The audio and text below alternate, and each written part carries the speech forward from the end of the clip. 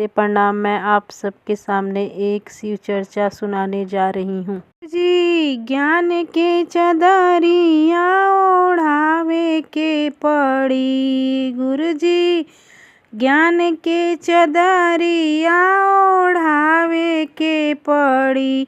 हमार सुतल नसीबवा जगावे के पड़ी, गुरुजी ज्ञान के चदरिया ओढ़ावे के पड़ी। गुरुजी ज्ञान के चदरिया ओढ़ावे के पड़ी।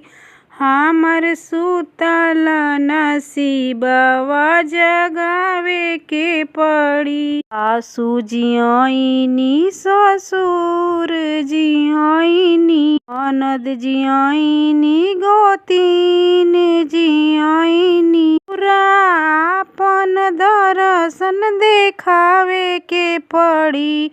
रउरा अपन दर्शन देखावे के पड़ी। हमर सुतल नसीबवा जगावे के पड़ी। जी ज्ञान के चदरिया ओढ़ावे के पड़ी, गुरुजी ज्ञान के चदरिया ओढ़ावे के पड़ी।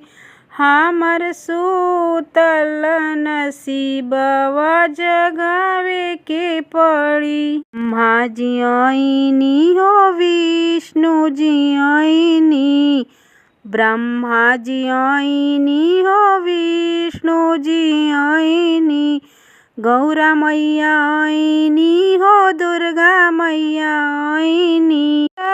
रउरा दर्शनवा देखावे के पड़ी, भोला रउरा दर्शनवा देखावे के पड़ी। हमर सुतल नसीबवा जगावे के पड़ी। गुरुजी ज्ञान के चदरिया ओढ़ावे के पड़ी, गुरुजी ज्ञान के चदरिया ओढ़ावे के पड़ी।